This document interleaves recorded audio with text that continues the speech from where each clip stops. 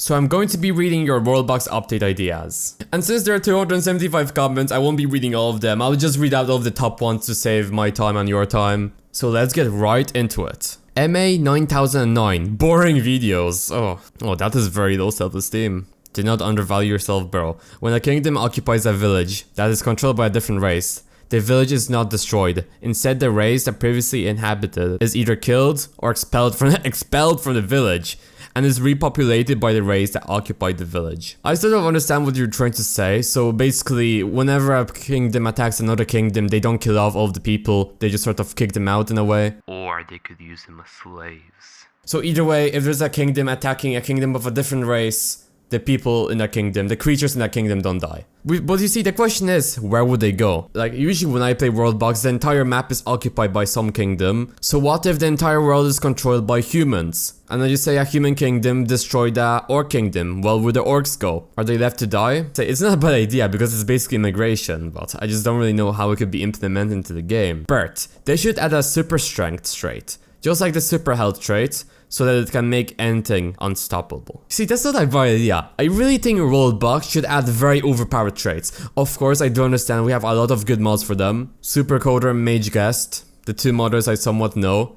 They make awesome mods. But to be fair, I think Maxim should add like a very overpowered trait into the game just for fun. It wouldn't do any harm. John Connor. I'm not going to lie, I sometimes think John Connor just time traveled to our time. This guy has one of the biggest brains I've seen. He knows everything about like history of the different types of infantry. It's actually awesome. Add many different troops types. Heavy infantry, your basic infantry, skirmishers who skirmish and maybe use javelins. Archers stand behind the infantry and shoot. Heavy cavalry who flank and charge. Light cavalry who raid and stop enemy reinforcements from reaching an army and skirmishing. Horse archers who skirmish with the enemy and try to make them follow you and pepper them with arrows. I really like your idea, I think it's very good, but every single time I record one of these videos, I get a very close idea to what John Connor just described. Basically more infantry, and the hopes that the armies in this game are going to be somewhat organized in the future. This will include different types of formations for different type of attacks, pretty much making the army smarter than it is right now. Once again, got a couple of ideas I don't see people talking about. That's always a good sign, bro. There should be domesticated animals, so like civilizations will take in chickens for their eggs, cows and pigs for the meat, sheep for the wool, stuff like that.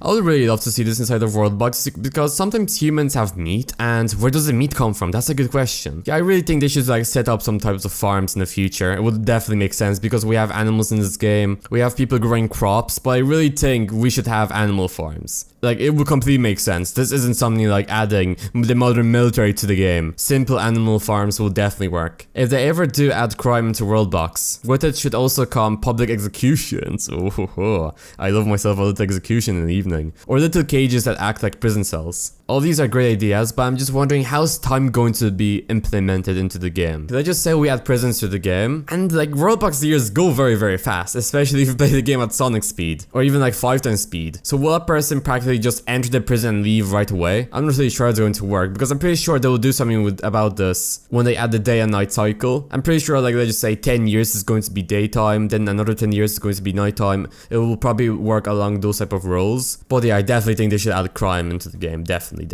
Coups and genocides can happen when a kingdom villages have low loyalty or if kingdoms hate each other. That's like humans attacking the orcs. It's straight up genocide, either way. Alright, I have 3 ideas. They should add outposts around the world where small military groups will stay to defend and push back attacks. Yeah, basically more stuff to do with the military because the military in this game sucks. I'm sorry to say that, but it really does suck. But at the same time, Worldbox is a very basic game. Do you really need advanced military? I'll say it should be a little bit more advanced. Not anything like Hoi 4 level. No, I don't want to turn the Worldbox into Hoi 4. I just want the armies to seem a little bit smarter because we have the military skill. And I have no idea what the military skill actually does because all of the armies are so dumb. So thick. A new race, the cyborg. Okay, we're getting a little bit futuristic here. Or the guardian. A bird and a human hybrid, which is a skilled fighter with starter traits like agile, experienced, and flight. They should have the ability to fly for a short period of time. They should also have their own style of buildings, made from things like bones, sticks. I'm pretty sure that's the orcs. They make their houses out of bones and sticks, and stone. To make it look more savage to represent the characteristics of the guardian. Similar to the orcs. Oh yeah, you mentioned orcs here. And they should add prisons and cages for any beast, traitors, or captured enemies. I'm telling you, you use the captured enemies as slaves. There's nothing wrong with slavery inside the Worldbox. It's just a game. Pencil to paper manga. I wonder what's your favorite anime? I'm watching Classroom of Elite right now and it's awesome. Some revolutions would be titled East, West, North, or South. Then the kingdom's base name. Depending on its capital direction from the former capital, I'd put maybe a 25% chance on these. Citizens with a minority culture could join the new kingdom or the kingdom they revolted from if they have their culture as the majority. Yeah, you just basically summarize partition over religion here.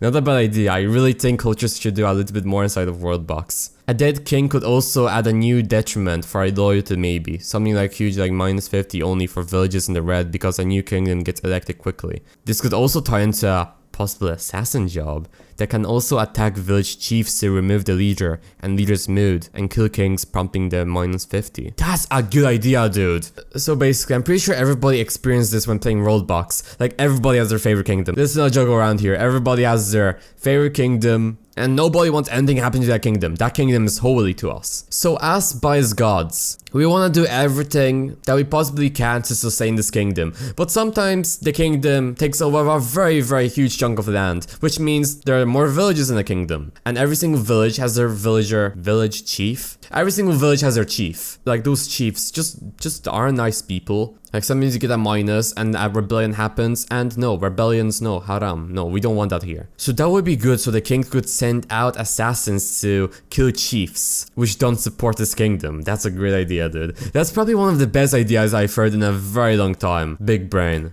John Connor, animals should be less aggressive. Wolves that attack on sight, you know, should be territorial and only attack people within their territory. Maybe give them a warning roll. I really don't know. I think something has to be done to the animals, but I don't think it's that big of an issue. We need Joe Biden. What's up, dude? Worldbox should add more magical creatures like the Phoenix, because Worldbox has magical creatures like the dragon, fairy, zombies, cold ones, and much more. But new magical creatures like angels and Bigfoot should be added, definitely. You see, when was the last time we actually got new creatures added to the game? I know when the new biomes got added, we got a few new creatures like the lemon thingy. Some new magical creatures because we already got a bunch of animals. And after all, we only care about creatures which cause destruction. We don't care about chickens, cows, no. Those are useless. We need a creature which is basically a god of mass destruction. We have the Crabzilla, but we need an actual creature. So we can spam like 100 of them and destroy the world. Leo Wood, more support for modding. If it was easier to make mods, all these suggestions could be answered by just downloading a mod. It would also take pressure off the devs with not as many suggestions. I mean, I understand what you're trying to say, but modding is going to be difficult no matter what. Especially modding which involves like changing game mechanics, like adding new formations, new creatures with unique mechanics. That's all going to be quite difficult. I guess they could go through like basics of editing or something just to get it out there, but there isn't much the devs can do about this really. Silent K. Update idea. Farmers will lure animals into cages to breed, slaughter and trade them. Bird species that spawn in specific areas. For example, parrots in jungles, seagulls near the shoreline. Depending on the mood of the succeeding leader, during wars there is a chance women and children will be spared. You see, here comes the problem. We don't have women. This world is a very sad world without women or men. We just have non-binaries? I don't know really. And children, I guess children could be spared, or just kill the children away. It doesn't really matter that much, it's Worldbox. For me, Maxim must add a weather update system, cause some of the random disasters are boring though. Yeah, I sort of agree that boring disasters aren't ending great. All I hear when I have random disasters enabled is those annoying lightning strikes. I believe they're working on a weather system, since they're working a season system, so we're waiting for this update for quite some time now, so I'm pretty sure it will be worth it. Add the ability to take control of creatures of the world. I know there's a mod for it, but still. Yeah, I somewhat agree. It's not a big thing to add, but people want it, so yeah. Yeah guys, these were the top comments under my previous Worldbox update ideas video. This is part 5 I believe. Part 5 already. Will I make part 6? We'll see. We'll see if you guys get some original ideas in the comments. And before I end this video, I have a Worldbox film which I put in many hours into, so if you would like to watch that, that would be awesome. It's called The Evil and the White Mage. It's basically just some made up lore for the White Mage and the Evil Mage. I also made my first People Playground video. It's a short film. It's about a kid going back back to school in Florida, so if you would like to watch it, it would be awesome. But for today, I am out. Goodbye.